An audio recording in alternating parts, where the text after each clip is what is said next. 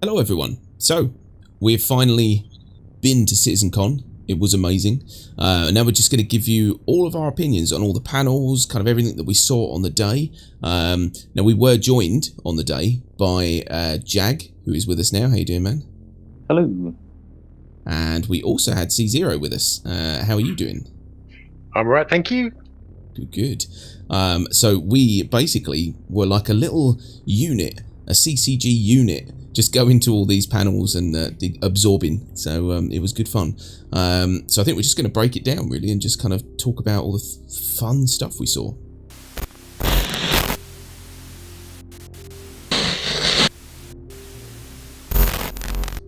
I don't know how you want to kick it off, but I mean, let's kick it off from the beginning, I guess. Waiting outside for nearly 2 hours and missing the Eva Carty event. Yeah, I guess we could start there. I tell you what, we could start even earlier with a funny story. As you may have seen by now, we did put out a little vlog, which I think come out quite nice actually. But it wasn't that simple. We had recorded a bunch of footage, and then we were halfway to the event and realised that my camera had shut off and wouldn't turn back on, and it was a memory card issue. So we went traipsing around Manchester looking for a shop that sold memory cards. So that was kind of the first experience of CitizenCon. It wasn't the best start. Not really, no, but we did manage it in the end. And then yes, as you'll see on that video, the queue was epic, absolutely epic, and it was freezing. So 2 hours. Yeah, luckily it didn't completely piss down on us, but they did give out some free umbrellas. Yeah. Star Citizen branded umbrellas. Yeah, and like a gentleman, I gave mine to Zero. You did at the end of the day, after I lost mine. Yeah. Oh man. Yeah, so it was quite sort of, I think, poorly thought out at the beginning there, because like you said, all the Eva Carty members, barely any of them managed to get to their little meetup because they couldn't get through the doors. Stupid. Yeah. A bit of a shame, wasn't it, really? But we couldn't use that as leverage to queue jump, and it transpired, I think, certain key people will, and the event actually didn't take place, but that's life. I think there was enough to see there on the day anyway, so. Oh, yeah. So where did we go first when we got in? Oh, it was the intro mission. Yeah. I mean, apart from actually seeing MicroTech, and the Carrack, and the Pisces, there was quite a bit on it actually. I'll shut up. There was a lot of goodies. The reveal for the Carrack was really cool, and I mean the crowd went mental when that kind of pulled up into view, and you're like, yay. So, it was good. And the sound was shaking your limbs and your guts because they had it too loud. Oh my god, yeah. We can't describe it to you, just how loud they had the sound for the first demonstration. It was so loud that my knees itched. Really? I didn't think that was a thing, but yeah, it was so loud. It vibrated me so much. My knees were itching. It was just crazy. I swear my shins were vibrating. I think it gave me a few extra piles as well. So. Yeah, just a bit. I think those chairs gave us those extra piles. God, they were uncomfortable. Yeah, but it was good though. I liked the demo. I liked the intro. And Chris Roberts obviously was his usual charming self. So it started with the advert, doesn't it? That was the very first thing they showed us, wasn't it? The Carrack advert, and then they went on into the demo doing that. That's it. Yeah. Gradual reveal of the various things, including. I don't know about you guys. I wasn't particularly impressed with the Pisces when I first saw it. Although that's definitely grown on me. That little ship. It's bland looking, but it's nice. Yeah. It's a good little ship, Yeah. Yeah, people have matched it as looking very much like the Star Trek shuttle, which it does.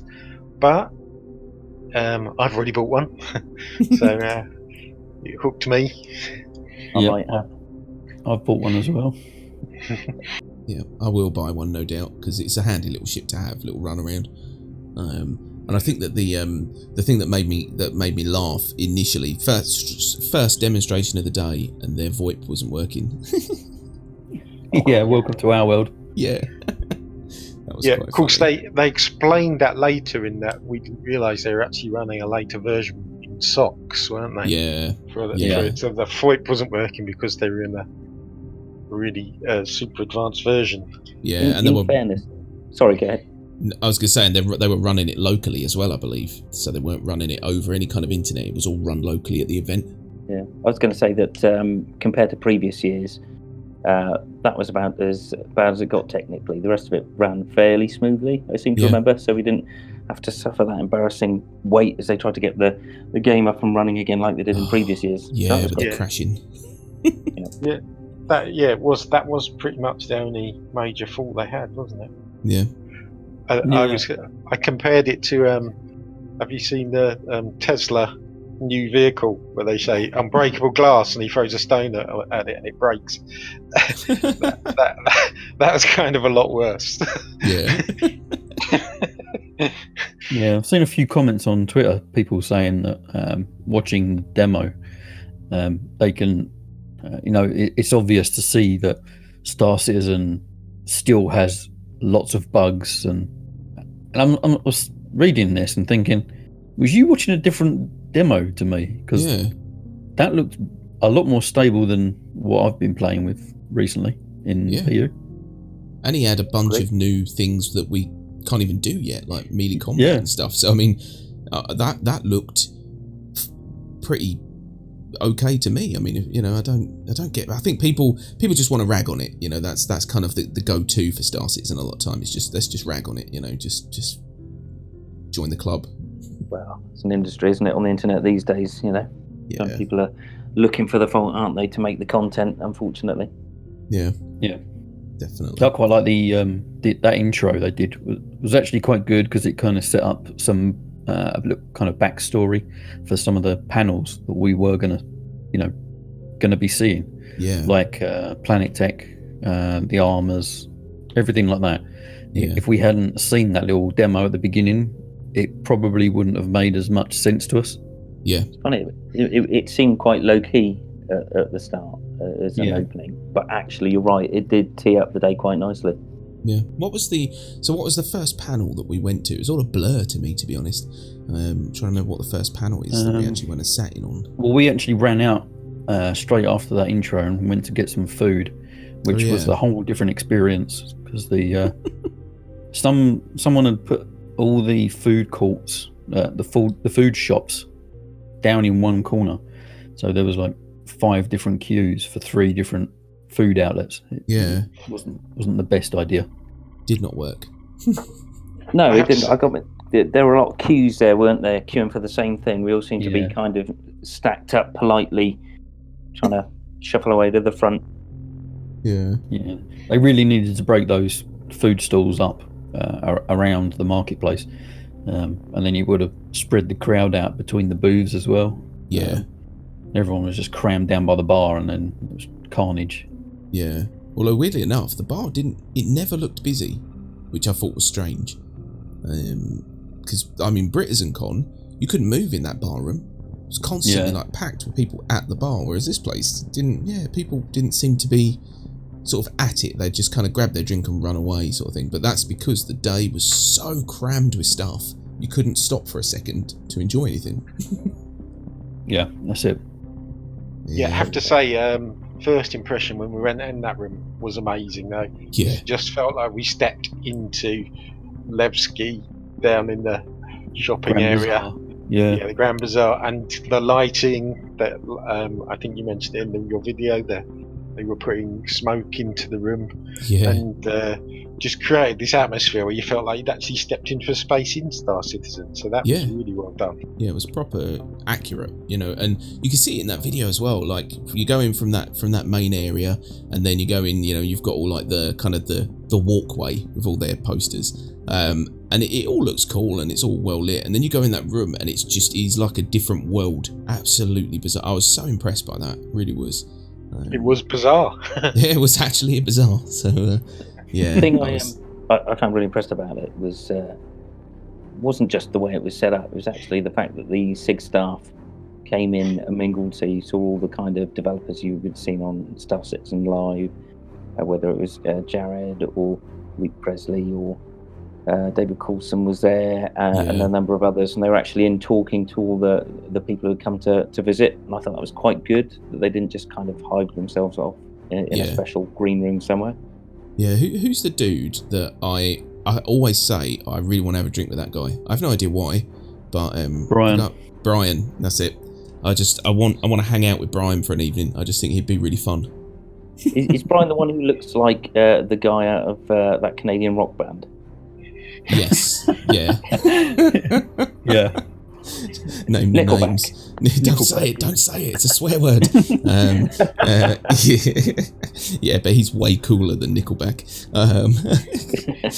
But yeah, no, it was nice actually, yeah, to see them all, and it was funny actually when we were coming out, like right at the end. I'm jumping ahead here a bit, but there was a guy from, I believe he was on, which panel was he on? I can't even remember, but he was standing in the middle as we were leaving. Hugging some dude saying I was terrified, you know what I mean, and he was a real person, do you know what I mean? I liked that. That was Jeremiah, wasn't it? Jeremiah. Yeah, that's it. Yeah, it was just nice to see that they're just people, you know, who just happen to have a particular set of skills that make them a nightmare for people like us. Yeah, so I think so after the food we went into was it Planet Tech V4 that we saw? We sort of caught the end of it, wasn't it?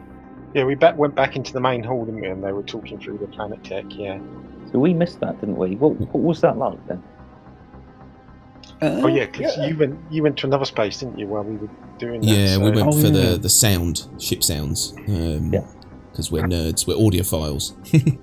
That they really showed you that they were up in the level they were talking slightly about those weather systems, and then they were talking about how it's all built in and the textures are much less demanding on the system, and yet we're getting the next level of graphics that's going to look even better. And we saw some in that video, and I think they showed us some shots there where you just saw the planet's surface looking so amazingly detailed. Yeah, they were going over how they blend the biomes together as well to make it sort of look seamless rather than being obvious. Okay. Some of the technology behind that, and I get it mixed up because the panel that we watched straight after that was about MicroTech, so it all kind of blurred into one. For me, it was all that's happened to me as well, which is I'm not sure which one I'm talking about.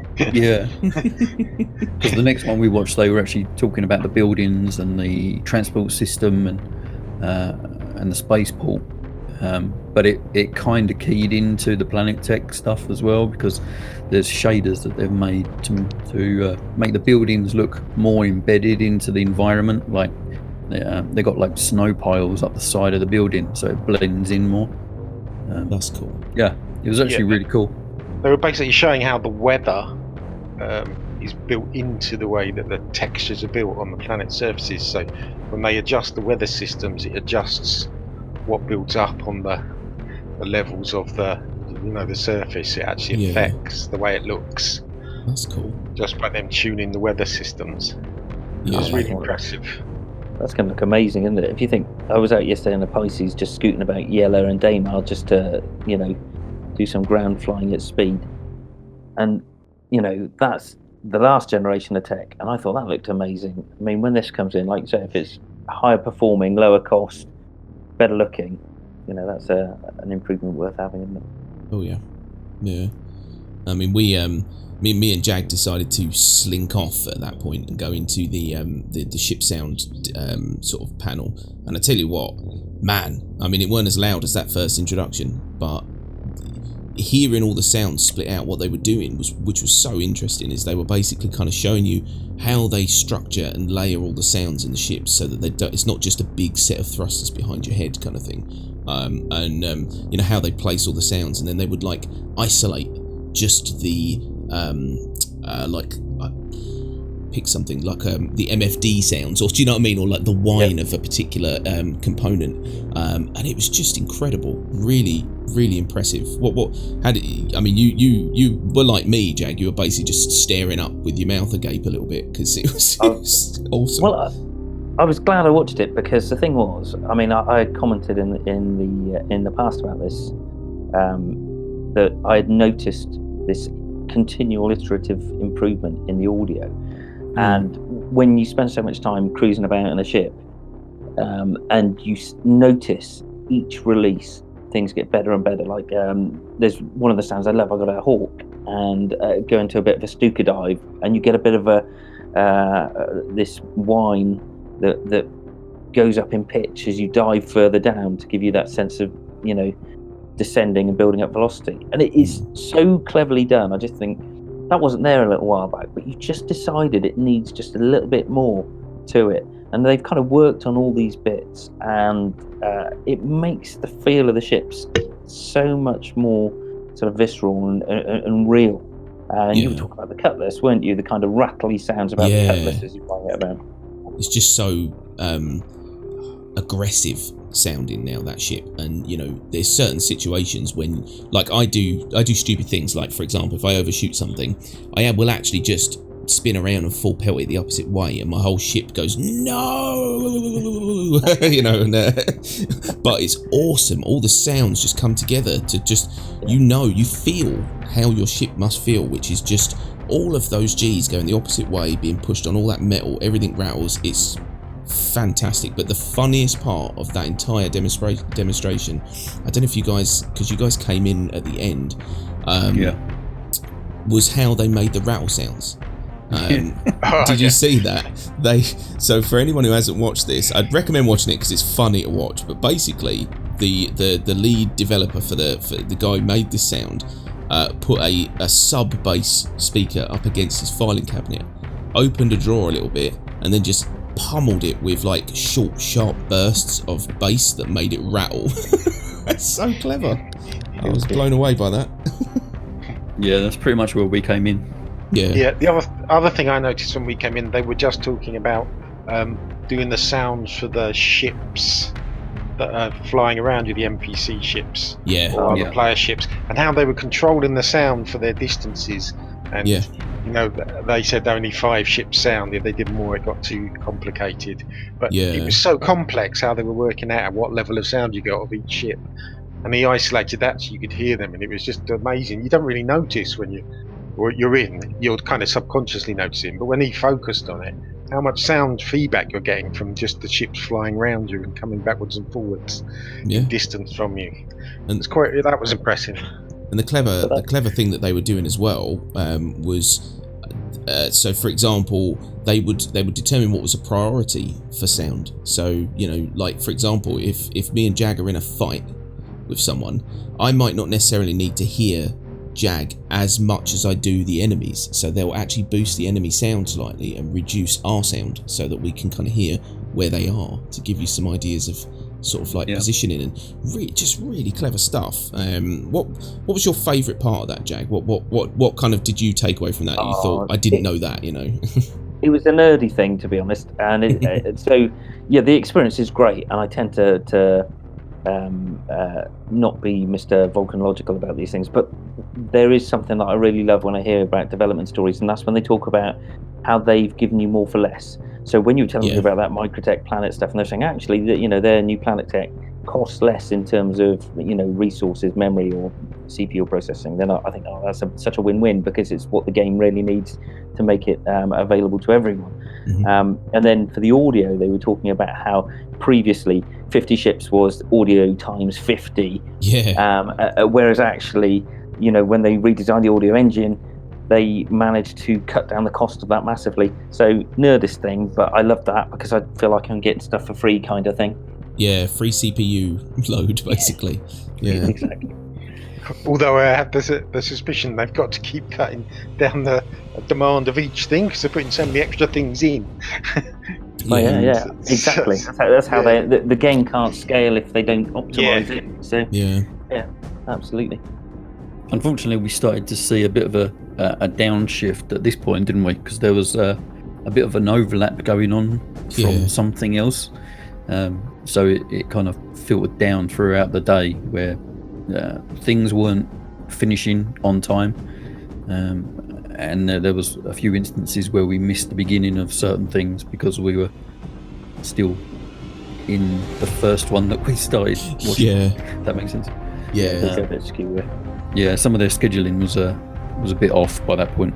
Yeah. I'm not sure how that started though. What was the panel before sound? It was the linguistics, and I get the Yeah. impression that I think they started late for a start. I think they had some technical difficulty and they started late, but I also think that they had a lot more to cover than they realised. I think they may have mistimed, because when they started taking questions is when they should have ended, or 10 minutes after they should have ended, and it just dragged on. Yeah. I think it's a good one for nerdists, all that linguistics. And there were a lot of people in the audience that were asking some interesting questions, but it was, you could feel the pressure because of the fact the schedule was slipping a bit. So from sound, where did we go from there? Prisons, yeah, that was a really good one actually. That little demo reel that he put together of some breakout gameplay. At first I thought it was going to be not that great and a bit cheesy, but as it started going, I was like, okay, I'm into this. I'm all about this. This is good. Yeah, it was interesting, wasn't it? It was a whole economy, wasn't it? Yeah, they got like a whole structure in there, which is just bizarre. What I think that if you get to watch the panel, I hope they have his face on there, because he was saying that he made that, just like off the cuff the night before. It was like really kind of last minute. He must have been so proud of himself when that end scene where he leaps into the ship and everyone cheered, and you think, I did that. And I think he looked so proud of himself, and I was like, that is why I love this game, because these developers genuinely are proud of the work they do. It was good. I enjoyed that. There was a little comment. He's going to say, he said a little comment, which, because he's obviously referring to someone else, and I made that in one jump. He was referring to that Glenn guy that messed up the jump in the demo last time. I mean, the idea behind it is really good. I think that they've got this whole thing that prison isn't just going to be some kind of non-entity time penalty zone. Yeah, there are things that you can do to buy your time out by this merit-based economy, where you can, mine for merits, get better equipment, mine your way out, or maybe trade merits with people. But it makes me think, because they hinted towards Fight Club, in a prison, dark alleyways and stuff, getting lumped unless I hand over my merits to other people. It might be. I'm going to keep out of prison, I think. I'm too you're too pretty for prison. I'm just worried that I know soap tech. No, it's all the soaps in prisons now levitate, so you don't have to bend down for it. You're fine. Good. Zero G soap bars for the win. Absolutely. Oh man, it was impressive. So I was going to say, I really like the fact they picked up on quite a few sci-fis that have done it, but I mean, they've got the prisoners working in the cave. Yeah. And the cave's built off of the prison, and the whole environment that they built looked really good from what we saw of it. Yeah. Obviously, it's going to get better, but they had just like really unsafe machinery that you'd be working with to earn your merits. Yeah, that will look good as well. Yeah, you might run out of air, and the fact that the place is unmanned as well, so it is kind of just a dumping ground for criminals. I think that's such a clever idea. Because then it does leave them to their own devices to create their own little microcosms of criminals. It's a brilliant idea. I can't wait, and I know that the minute it comes out, we'll be like, right, let's get in prison. We need to see this. We need to stream it. And I can imagine after 1 or 2 times in prison, we're gonna be like, yeah, done now. Don't want to do that again. Yeah. He did actually describe, didn't he, missions that were going to be put into it as well, where you'd have to go into prison to try and assassinate someone or rescue someone and things like that. I don't know how well developed that was, but at least they were thinking of all the amusing ideas around it as well, and creating missions that developed from it. And I tell you one thing, Cryoco. Now, we did say, and then we discussed this the day after actually, but when we recorded our video, we were super excited. Like, we just got back to the hotel, we were like buzzing off of CitizenCon, and we said that the one thing that they really needed was a new game loop. And then when we were sitting in the restaurant having breakfast the day after, we were like, that is kind of a loop in itself. Yes. You know what I mean? It kind of is a game loop reveal, kind of. And so it is going to definitely add some interest to this game, I think. I reckon the trickiest part of that is not actually getting the prison and all the mechanics and the economy together. I think they're perfectly capable of knocking that up in a reasonable time. Where it gets tricky is the whole process of the law, integrating it with the law system and accosting people and sending them to prison. That seemed a bit vague to me. So I suspect there's still some theory crafting going on there and a bit of design work to be done. Yeah, definitely. I think my only gripe, and it's a very small gripe about that prison gameplay we saw, was that central room in the prison was basically a rip-off of Guardians of the Galaxy. Yeah, it was just we both looked at each other. It was like a blatant rip-off, like 100% of that scene in Guardians of the Galaxy where Groot's like, yoink. So yeah, definitely. Let's face it, the whole prison cave system isn't the most original concept. No, it's just that central chamber, because they had the thing in the middle where they're eating and discussing how they're going to break out. Right. And then Groot pulls something out of the central console and all the alarms go off. Yeah. That scene, that was the exact location in that video they showed us. Yeah, but I suppose it definitely worked for the film, so hopefully it'll work pretty well for all of our little mini movies we're going to make in there. So, so what was after that? It was the shoot 'em up, I think. Theatres of War. Yeah. Was it? Yeah. You guys went to shoot 'em up, and I went to the UI. Oh, that's it. Yeah. So Theatres of War, for those that haven't seen it yet, it's basically Battlefield, but in Star Citizen. This is something we kind of thrown the idea out for a year ago, maybe. Yeah. They've got all these vehicles, they got all this land tech. Why not have a ground-based or air-based objective type gameplay like Battlefield uses? And they're actually doing it. And initial impressions from what we've heard are that it is really good fun. Yeah. Yeah, it looked amazing. Is that something you'd jump into, Jag? Well, I think, to be honest, Sean Tracy, I like the guy because there are probably a lot of pressures in the organisation in SIG at the moment about where to spend their time and resources, because they're under pressure. They've got Squadron 42, they've got Star Citizen to develop. Do they really need to take this on? And I think the impression I got from what Sean Tracy was saying was that he had to convince people that this was something they needed to do. They had the assets. They just needed to bring the right people together to focus it and pull together a game mode. And let's face it, if you talk about Arena Commander, and if you talk about Star Marine, those two are great, and they, kind of demonstrate two facets of the game. But the beauty of Star Citizen is your ability to traverse between the two, to get out the ship, to get out a gun and go on foot and pop somebody with a rifle and then, get in an Ursa and drive off. Yeah. So I think they desperately needed this. The other reason they really needed this, and I think this is where Sean Tracy's coming from, as I was reading his mind from the back of the theatre, is that the PU at the moment is an ever-expanding map, and it is beautiful and it's amazing, and occasionally you have the most mental experiences that you'll never have in any other game in there.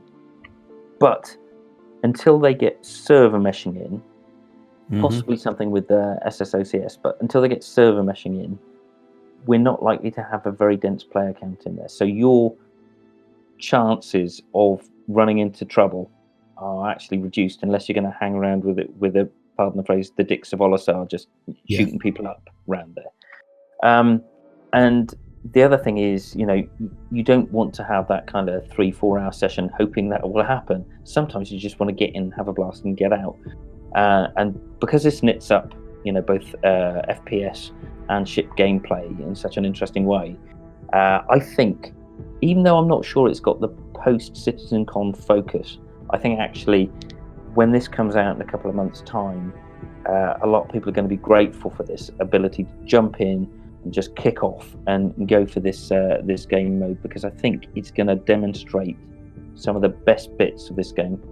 Definitely. Couldn't agree more. Yep, completely.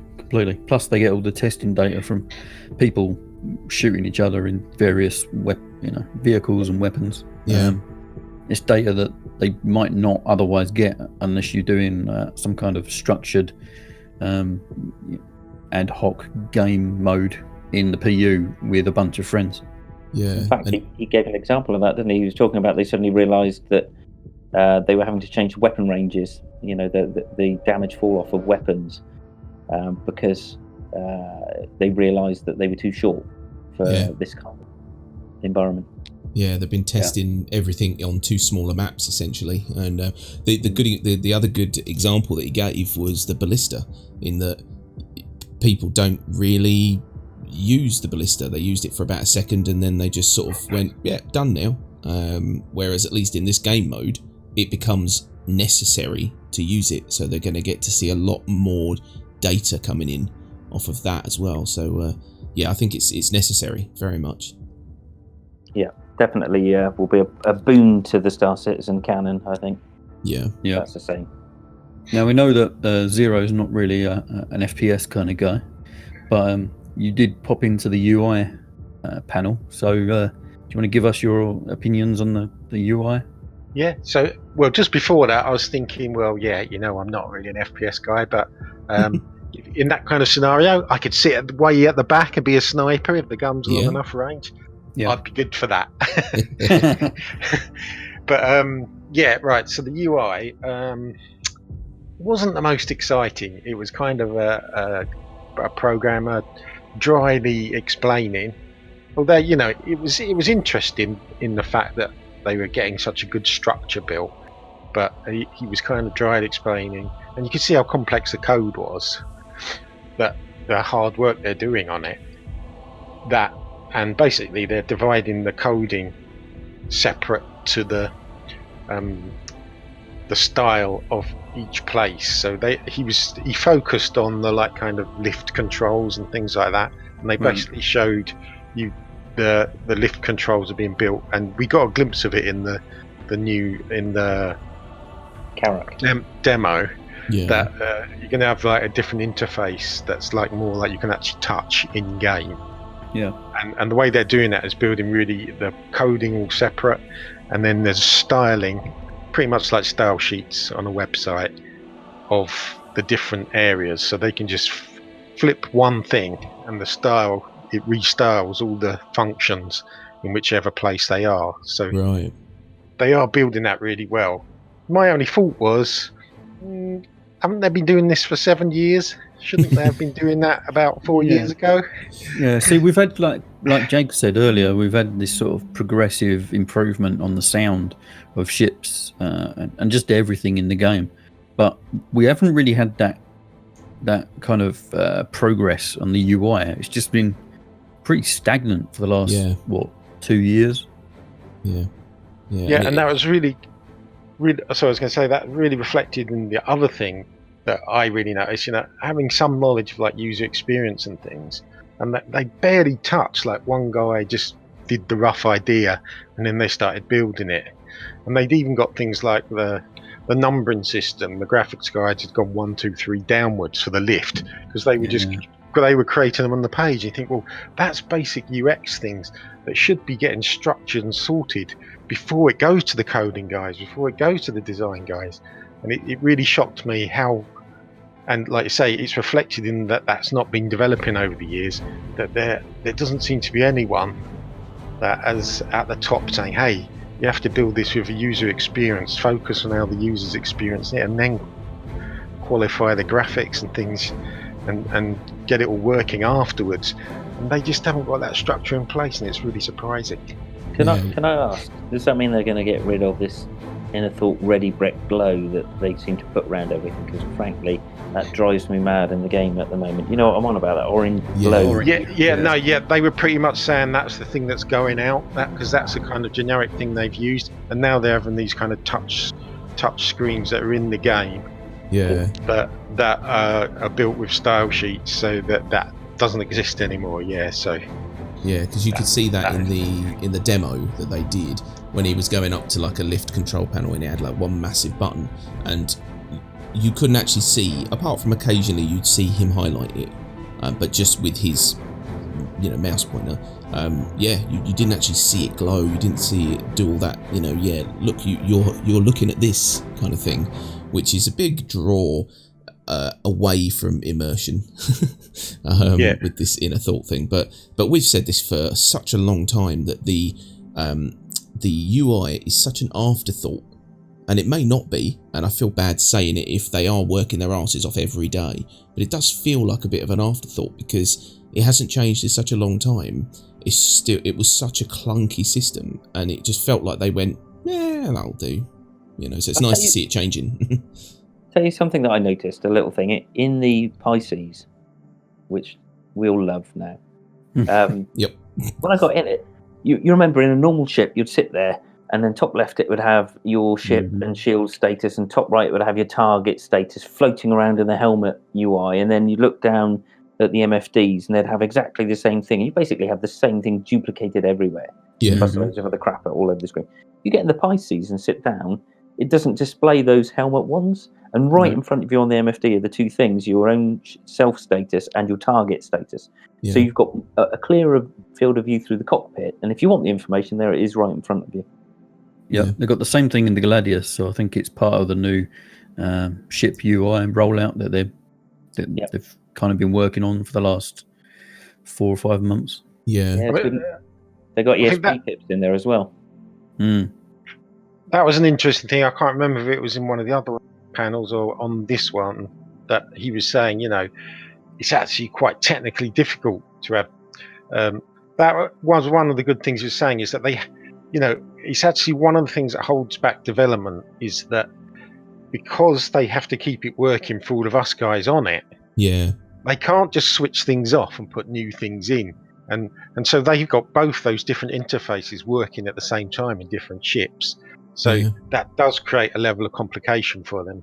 And actually, because we're all playing it, it does slow down the development, because they can't just switch everything off and just put a new one in. And you think, that's a fair point. It is fair as well. We've said this for a long time, that we do have to take a lot of this with a pinch of salt, because we are expecting them to keep handing us a game that's playable whilst they're developing it. It's tricky. It's a tricky line to walk. But it was funny. You said a minute ago, Jack, and I quote, "We all love that ship," and we do. The Pisces is an awesome ship, but we did notice one glaring annoyance today, which is that I got in to fly. Kryko got in one of the seats, and then he went, right, lovely, F4, let's have get some footage. No, because it's got that fixed camera, which ruined our plans. So why are they doing that? Why, oh why are they ruining the third-person camera on these ships? It's so annoying. That's crap. Yeah, so jumping ahead a bit there, but it went. Yeah, that actually kind of reminds me, because during the demo, Glenn was getting some third-person views, but he wasn't sitting in a seat. Yeah, so I'm a bit. I don't know. Yeah, I don't know what they're doing with it, or if it's part of that 3D camera work that's coming in 3.8 that is going to help improve that a bit, but. Or if it was just a god power that he had for the demo. They did say they'd done something with the chase cam. So hopefully that's that. Yeah. And he had a lot more options when he F4'd, because I watched him do it. He had to press it like 4 or 5 times to get back to a normal view. Yeah. So I think that there's a lot more options coming out for that now. So that would be nice. And it did look like, I don't know if that was from in-game or, like you say, some extra feature, but we saw the bit near the end where the ship flew away and the camera stayed still. Yeah, and it shot off out of the picture, and you thought, that's a feature. You think that was just a pre-rolled bit of video for the end. Yeah, I think they basically got up to a point where that was the end of the show, and then they ran the VT type thing. So yeah, but that would be nice if we can get cool shots like that when we warp off and stuff. Maybe one day. Yeah. So what was after UI? Was that armor? I think I went for food at that point and a vape. Yeah, I think we had to go and do some channel business, but I can't remember what the panel was. I think it was the armor. Yeah. Can't really remember. But I didn't see any of that. No, me either. We went for a wander. We caught the end where they were demonstrating carrying your flight helmet around. Yeah. And he was putting it on, and they were showing how it was. They use a separate mesh when it's a carryable item, but then when it goes on your head, it's actually part of your character mesh or something like that. Yeah, they've got like wearable, carryable, and dropped or something, different states. And each state can roll into the next state. So the minute you drop your helmet, it's in the dropped state, which means it can wobble around on the floor. But then the minute it rests, it becomes the placed state. I can't remember the exact term. And so it's quite clever the way they do it. But at that point, I was having a pizza. Oh, it was good. The Big Bennies wasn't though. Yeah, Christ. What was that about? I don't know. It was really bland, actually. The Big Bennies really let me down. Yeah, that was a bit of a shock, considering that's the one everyone knows. And you would have thought, maybe for the Big Bennies, we'll make sure we get the best Chinese in Manchester. And they just didn't. No. Very odd. So. Yeah, I think they nuked the tofu with a blowtorch, and then they burnt all the flavour off. It was a bit weird. It was bland bennies. Bland bennies. What did we come back to after that? It was ship talk. The ships, yeah. Yeah, ship talk, and then it was the end. That ship talk was cool. The best part about that for me was we'll go through this in a minute, but just this was the bit that stood out for me, is the fact that there was obviously something going on, or people just wanted to get a seat for the panel that was in the other room. So they all left about, let's say, 2/3 of the way through, and then just as they left, you could see the disappointment on the guys' faces. And then he went, well, it's their loss because we're about to give you some new stuff. And they started unveiling stuff, and we were like, ha, that's what you get, bitches. Yeah, basically they revealed the mole. Yeah, he did, yeah. At that point. Which is a really good looking little ship as well. Oh, it is. I love the look of that mole. Yeah. I'm a bit scared that it's going to cost like £400 or £500. Yeah, probably. But I really like the look of it, and I would probably get one. Yeah, definitely. Are you the kind of guy that would deep down would like to drive a JCB down the motorway? Yes, very much. Yeah, I think it's a good org vehicle, that as well, and that would be one of those. I think that in the long term we would go. I think that's a CCG investment, and we'll probably chip in for it and buy one. So I got to say though, playing devil's advocate on it about the whole thing.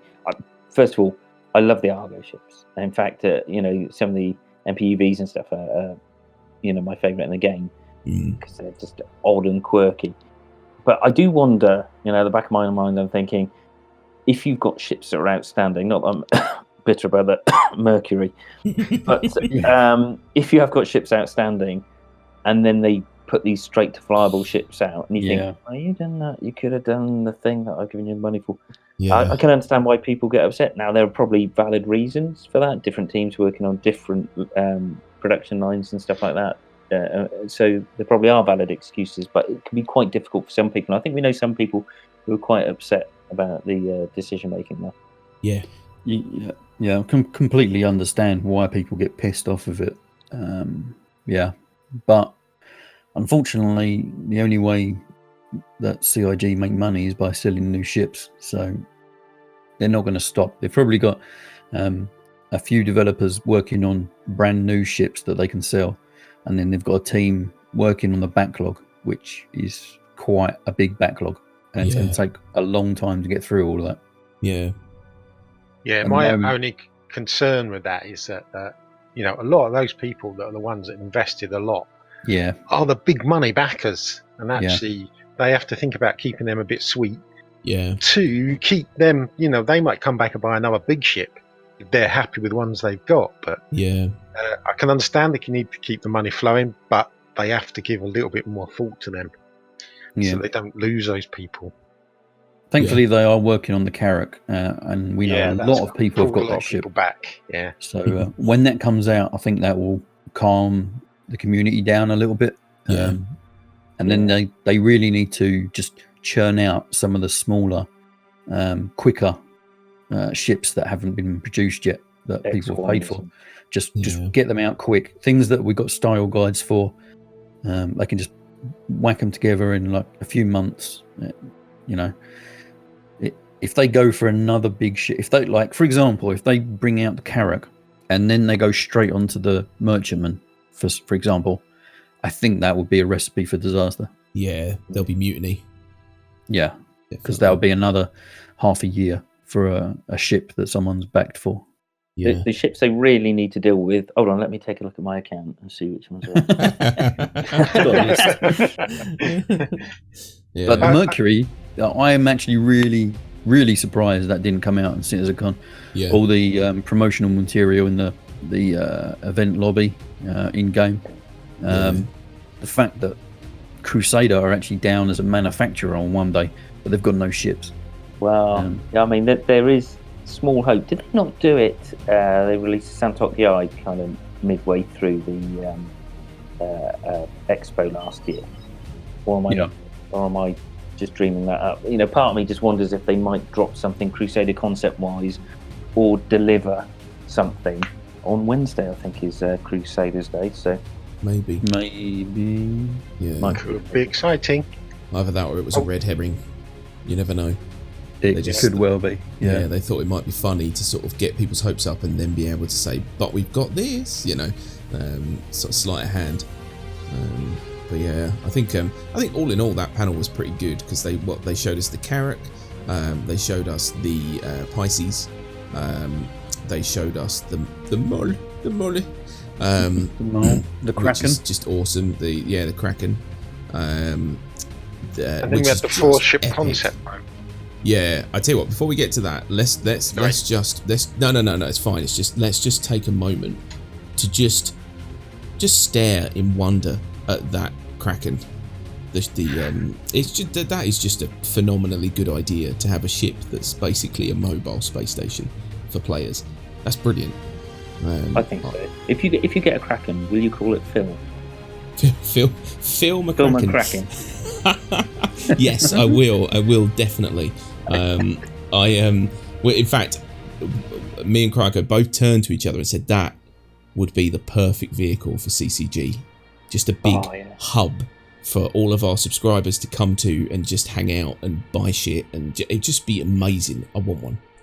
Yeah, make sure you're selling guns because I'm fed up of going to an art core for them. If you sell them down somewhere else, everyone will be buying your guns like you'll be making a fortune.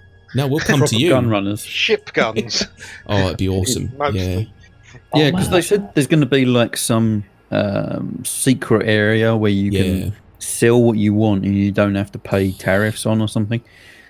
So you can imagine some big ass drug dealers rocking around in this thing. You could lead people into that secret room and then sell on your own merch an I Heart Gaming Cow t-shirt. Another counter. I love the gaming cow. Definitely, everyone loves the gaming cow. Yeah, it's gonna work. It's gonna be a brilliant ship. I definitely think that we will have one day as the CCG. You just imagine that flying through the universe with our big cow face plastered on the side. Eventually, when they let us do that, it'd just be amazing. Such a cool ship. Yeah, that ship panel was actually really good. I just feel sorry for the guys because like half the auditorium just stood up and walked out halfway through. It was a bit of a kick in the balls for them, really. Yeah, you could see the disappointment in their face, and again when they spoke about it later. But I mean, and bringing us on to what Zero was about to talk about, and then I cut him off completely, was they decided to sort of have us decide on a ship for them to make, and they gave 4 options, and the idea I think was that they've got a full packed auditorium of people to give them their opinions, and half left before that anyone could vote on it, and you're just like, you douchebags. So do you want to let us know what the options were again off the top of your head? Can't remember. So there was an option for a ground mining vehicle, like a tractor, right? Yeah. JCB with a big drill on it, which would be kind of cool, going down into caves maybe in the future. That'd be quite cool. Second option was a Xi'an cargo ship. Yeah. Their description was like a freelancer or a cutlass, but Xi'an looking. Which could have looked pretty epic. Yeah. Judging by some of those concept drawings. Third one was a Tavaran light fighter, which did look evil as hell. It did, yeah. And the fourth was the starting refinery ship. Yeah. I believe it was. It looked kind of misc-shaped from the silhouette, but I kind of hope they don't go misc. Yeah, they you will. even shouted that out. But yeah, I did shout that out. I don't know if he heard me or not. Yeah. But yeah, ultimately the crowd picked the refinery, the starting refiner vehicle, which is, it's good. It's tied to gameplay, and that's really what we need in the game right now. We don't need another fighter. No, we need gameplay. I got to admit, in a way, I wonder if actually the crowd didn't pick a ship; they picked a game mechanic. That's it. Yeah. Maybe. I think it's definitely the swaying factor. I think people think, it's a cool ship, but also it has a purpose. Whereas, like, a Tavaran fighter, it's just a ship. It's just another ship to add to a list of ships. So yeah, I could kind of see that might be popular. It was, and I think again that is because it's a fighter. And I mean, if you fly around the universe and there's 50 people in a server, I guarantee about 30 of those are in a light fighter just waiting to blow someone up, because it's just the way it is. But yeah, it was a cool ship though, and I liked the idea that it would accept the pods, off of the other Prospector. That's it. And then there'll be another chain, and but it was a really good panel. I was really pleased with kind of the whole thing. And I think I picked on them a little bit in our last video. They did a good job of kind of hyping up the ships, even in their most kind of dour way, because none of them are very excitable. But I think it was a really good panel. I don't know. John Crew got a bit excited when everyone started walking out. Yeah, I think he wanted to punch some people, and I don't blame him, to be honest. So yeah, and then we went on to the end. Yeah, what was after that? Tony Tony Z that we walked in for the last 20 minutes. Yeah. I think it was. I felt like I walked into an Open University TV program. Yeah, it was like it was amazingly complex. It really was. Yeah. We sat down. We did not have a fucking clue what was going on. No, just it was like science and maths, and you're like, no, I don't know what. What are you talking about? Is there going to be like a test at the end? What's going on? And they've called the NPC personas Quantum and Quanta, which is really confusing when we've already got Quantum Drive, and it's like, what are they talking about? Quanta, what's going on? And then I realised it was like NPC personas that had been driven by the economy. The economy requirements and making them, they had characteristics that were driving them to do things in the economy, and that's what they were calling Quanta. You go, persona, call them NPCs. Yeah, call them anything. They don't really need to be called something like Quanta, which just made it more confusing. Yeah, it was clever, and I mean, it was funny as well. I think we all felt a little bad because we were kind of all really just praying for it to end. Yeah, we were tired. We'd been there all day. We'd walked in halfway through. We didn't know what was going on. And I mean, me and Jack just kept looking at each other like, "Oh, kill me now." But then I have to say, about 15 minutes into this 4-hour-long demo he was giving, or whatever it was, it really did grasp me by the short and curlies. I was like, "That is fascinating, absolutely fascinating." I was hooked by the end of it. I'm not going to lie. It's got a pretty good little mini game going on there, but I just want to see it when it gets integrated into the PU. That's when it's going to really sort of hit home what this thing is actually doing. We were in a similar state because I said to Krako, "Please let this end." and then I had a similar feeling. It was like you started to realise what the connections were and how they were. Just to be able to tweak the economy in just so many sophisticated ways, and just be able to make it work, and they could do it while it's running. Yeah, exactly. It was impressive. Very clever. And what I liked as well about the actual whole demo was the fact that they were telling him to wrap up, and he knew he had this entire audience in the palm of his hand because he was doing a great job. And so he basically was just like, no, I'm just gonna finish, and you guys are gonna sit there and wait. It's funny when you got someone shouting at him like, you need to wrap this up, and he's like, no, I think I'll just carry on. Yeah, normal pace. Because the other dude was like, should we speed it up? He's like, no, we're gonna go at the normal pace. I got the feeling it's like, I've spent 3 years developing this brilliant system. You're going to give me the time. So moving on. After that was the final gameplay. Countdown. Yeah, it was the big reveal, the big event. Yep. And what a demo! God, what a demo! I don't even know where to start. I guess weather. Should we go on weather? Yeah. Yeah, because it hit well, there was a little bit about like an interior sneaking that they just starting to develop, but it was the weather that was the impact. That was the big here. The stealth gameplay felt fake to me. I'm fairly convinced he could have just stood up, walked into the server room, and the NPCs wouldn't have said a thing to him. Yeah. They're just implying that's coming. Basically, yeah.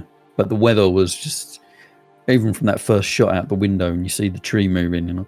Some games have done that kind of thing before, but you know that as soon as he goes outside, it's going to be more than just a tree moving. Yeah. And it really was just that sort of status system that we're going to be getting soon. Looks like it's going to add some real diversity into the planets and moons and how we go about doing things in the verse. Yeah, and make you feel the weather. So if it's really hot or it's really cold or anything, you're going to know. And it's not just going to be like, oh, it looks pretty. It's going to be something that affects your character at every instance while he's out of his ship. Yeah. So here's the level of detail, because I was reading some commentary by a dev in Spectrum about this. They are bringing in things like when it's windy, your character will be not just shielding his face, but leaning into the wind in order to stop it. And another thing was, where there are large gusts of wind, if you're in an exposed area and you'll get hit by a blast, the rate of cooling is actually going to be faster than if you go somewhere like a valley or into a cave where you'll be sheltered. So the dynamics with the gameplay around the weather in this snowstorm actually are going to be massive. The choices you make, it won't be, well, I'll just get out of here as quick as I can in a straight line. You'll pick the route that will give you the best shelter in order to give you the best chance to get through. I mean, the complexity is jaw-dropping. And the realism of that. Go on. So just saying, the realism of that is just like stunning. It's like so immersive. Oh, I need to go to that cave to shelter, otherwise I'm in trouble. Yeah, it's going to be one of the most. No, it'd be one of the most realistic survival games that has ever existed, because there's survival games which have weather aspects, but they are literally just, if you are in this area, it's hot.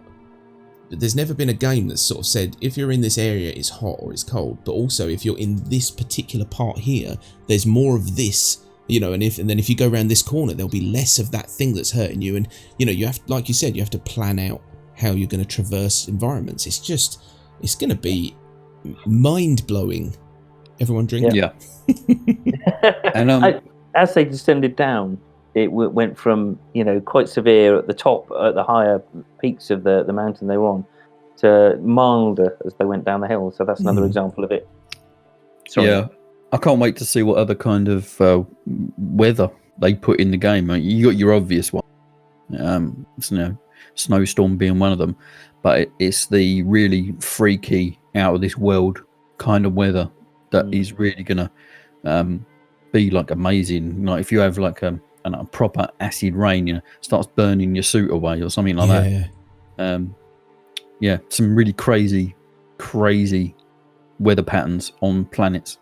Just amazing.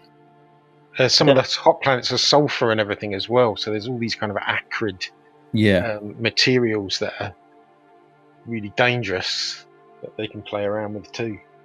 I was going to say, you instantly got a sense that the Ursa became a lot more important as an enclosed vehicle. Because around, yeah. The moment you opened the door and got in, there was a sense of relief that he's out cold now. Thank God for that. Yeah, definitely. Yeah, and you know how impressive it was, because it was like watching a film. That's what got me as well, is that you were invested in it, and it's just some other dude playing a game, which is just crazy. So yeah, I mean that level of kind of the feel that it adds, like Zero was saying, you actually feel the cold in a way, which is just really well done.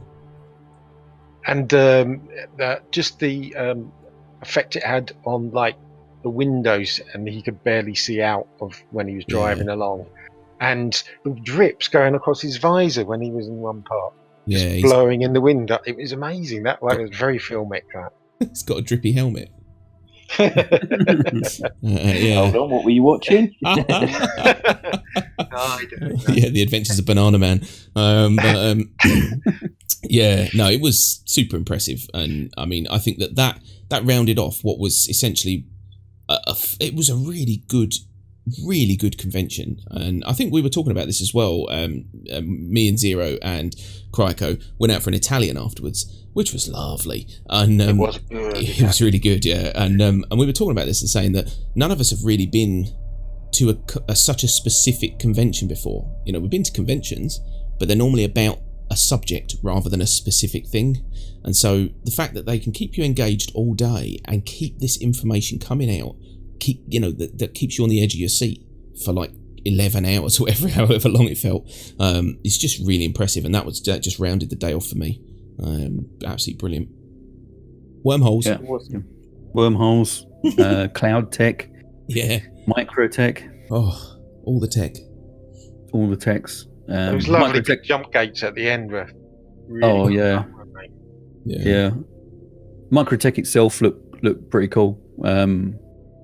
Again, it's pretty sprawling, and there's only going to be certain areas that we can go in to begin with. But once that gets fleshed out, I can see that being a favourite among quite a few people, especially when it's got one of these sort of space stations in orbit.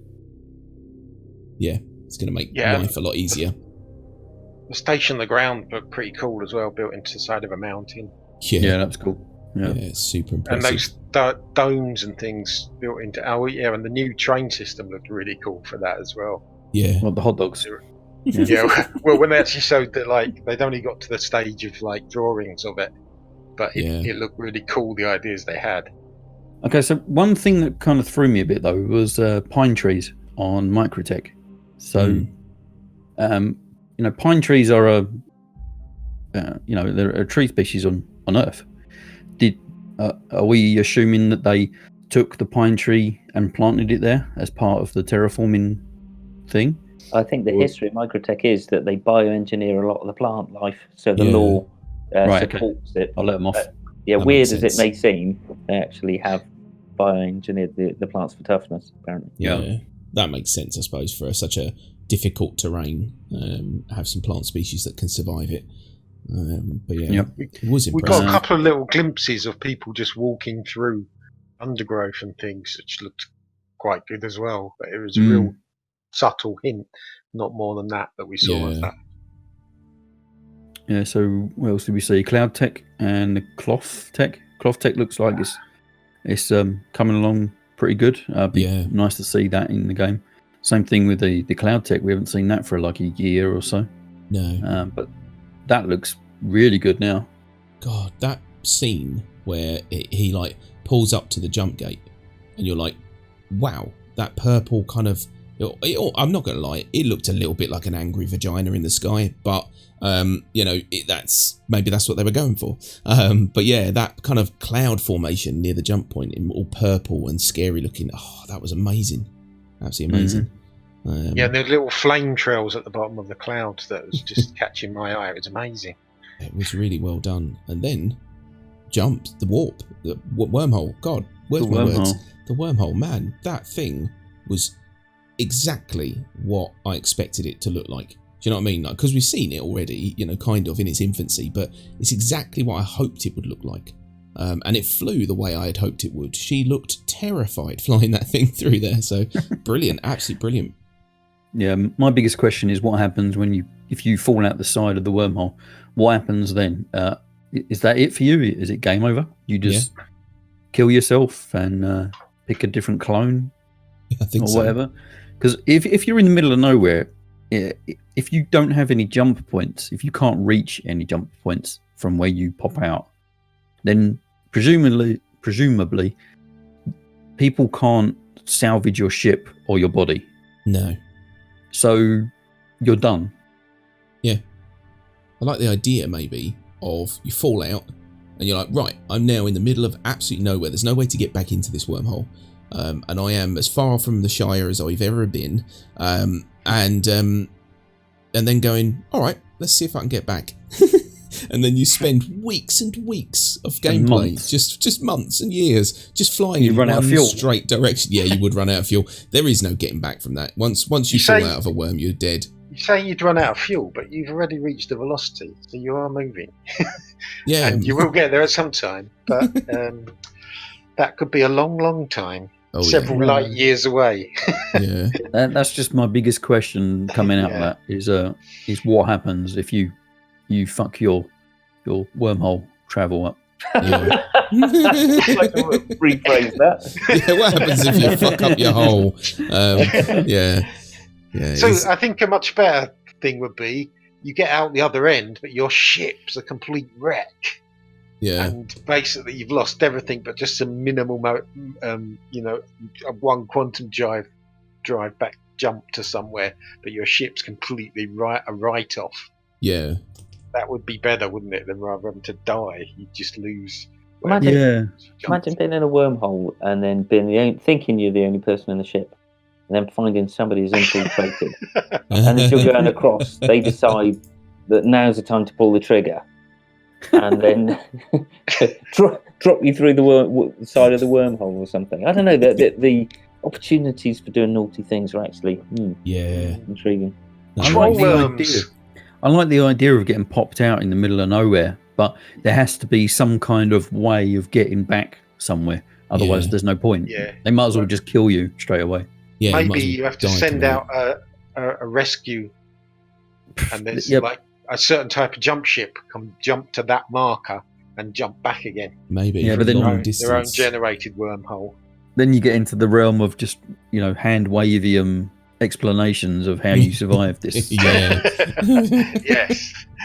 There's a special ship that can come and pick you up. You're like, of course there is. But you can jump. You can jump without the gates, though, can't you? So presumably ships can jump to points. So if you're somewhere, you could possibly have a marker that can signal to something that would allow someone to come and get you. But boy, would they charge you a lot.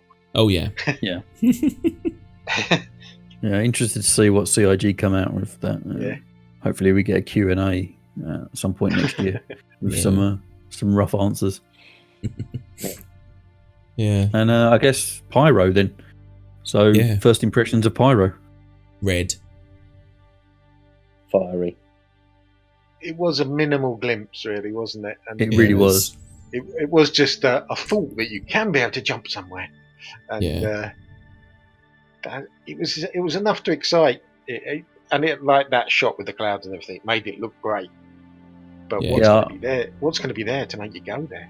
I really hope it's not an ArcCorp situation where they kind of pre-render this skybox type thing just to say, oh look, there's Pyro, and then when we actually get it doesn't look anything like that. Yeah, that would suck. Yeah, because there's, like we said, we think that last shot of them flying away was VT. It wasn't in game. It was generated. So maybe that whole thing was generated when they came out of warp. You never know. Could well be. So that's two things to look out for. Does Pyro look anything like that when it finally comes out? And the other thing is, in a year's time, will there be scratches on the windscreen of the Pisces? Yeah. Ready for the next ship to come out. Yeah, exactly. I think it's time to upgrade. Yeah. So I think all in all, I think personal opinion, it was a brilliant show. I think that they've kind of they've never really disappointed at a CitizenCon yet. But I think that it definitely does make it at least double the excitement when you're actually there, basically. So I recommend anyone who can go, definitely go, because it's just awesome. Yeah, it's all the atmosphere, isn't it? It kind of lends itself to. We saw a few comments that people thought the end demo wasn't that impressive, but when we were there, like being surrounded by it was majorly impressive.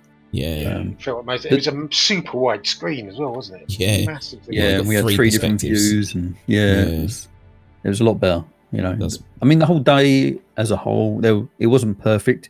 I would have liked to have seen maybe some salvage gameplay, or maybe some exploration science gameplay would have been just amazing. We didn't get that, but so it wasn't perfect, but overall we had a great time, and I think they did a really good job.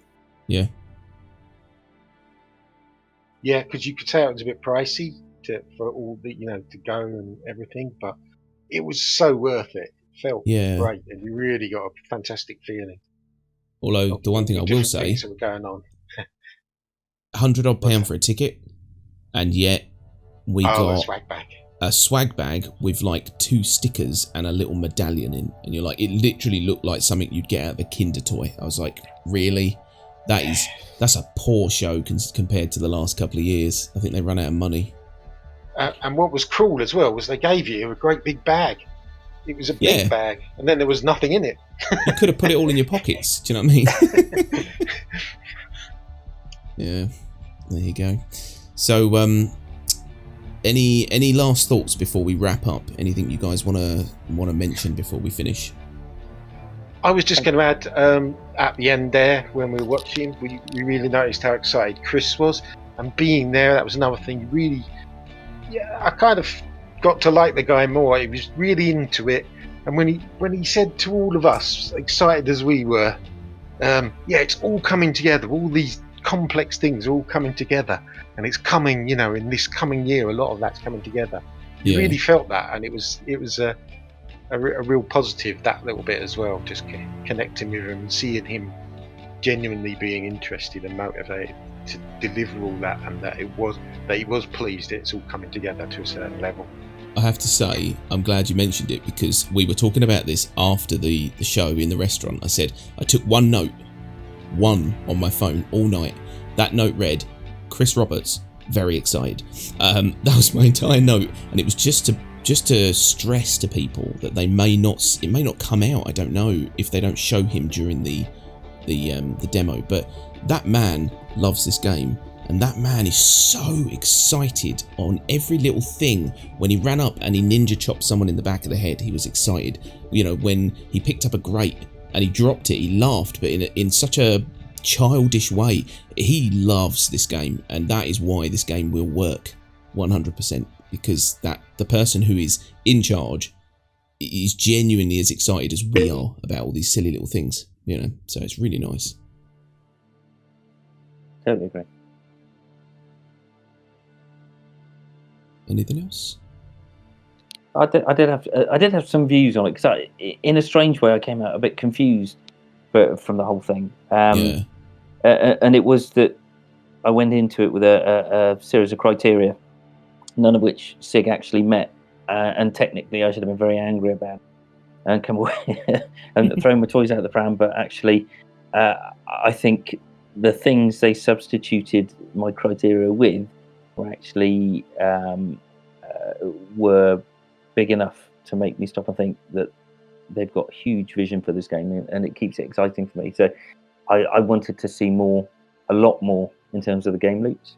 Yeah. And I'm surprised that more people aren't a little bit upset about the small corner of one slide that game loops got. That they are talking about things like prisons and stuff that could turn into almost like a loop in its own right. I was a bit looking for delivery of pipeline of ships and that kind of thing. But we got new ship concept sales and stuff like that, and technically that should have upset me. But the big stuff that they came in with, the MicroTech stuff, the weather system, the detail in the Carrack that they've gone into, stuff like hanging up the suits and having to have different suits for different environments. It all kind of made up for it massively, and I came away feeling that, just like you said, that they are properly invested in the game, and for reasons that we can't see. And a lot of it is things like time spent on Squadron 42, which is obviously a lot of the information about that is under embargo at the moment, I imagine. They can't necessarily just spoon feed us all the things we want right now. So I forgave them all the little things that the hurdles I had set for them that they didn't go over, because they gave me so much more in another direction. I think that makes sense. Yeah, I agree with that. I think that's what we said actually when we came out. We said that we were annoyed there were no new game loops, and there were things that we had as criteria that would have made us smile. But just that weather system alone was kind of like a blanket that covered up all of the flaws that we had with the rest of the things they didn't show us. Do you know what I mean? It was I think they managed to almost pull a snowstorm, a blizzard over our eyes. It's clever. It's clever. But yeah, I was in the same boat. I think we had these ideas of what we wanted. They gave us very different things, but they kind of made up for it in the long term. So yeah. Well, there you go. I think that pretty much sums it up. Basically, that's kind of the whole convention in a nutshell. Yep. All right. Well, I think that's pretty much it. Then I think we said everything we need to say. We've covered all the panels as best we can. Obviously, if there's anything you guys saw that we didn't see, or anything you want to mention to us, then drop that in the comments of the video. And don't forget to like and subscribe. You now have seen what that looks like when I say that. There should be fear in your eyes. Like and subscribe for more stuff from us. And thanks very much, Zero, and thanks, Jag, for joining us tonight and joining us for the weekend. It was so much fun. So thanks, guys. Yeah, thanks for making us so welcome, and it was really enjoyable being with you guys that weekend as well. Yeah, second that. Thank you very much. Yeah, anytime. So there you go. Hopefully next year, which I believe is going to probably be in Germany. So we'll meet up with as many of our German friends as we can, but anyone who can come from the UK as well, let us know. We're going to make this party bigger and bigger every year. So it should be fun. All right, well, I think that's pretty much it, unless you've got anything else to add, Kryko. No, I think we've got it all. Good, there we go. So all right, well, thanks everyone for watching, and I hope you managed to get through the whole hour-long video, whatever this is going to be, but there's a lot to cover. So thanks for watching, and we'll see you again soon. Bye-bye. Bye-bye.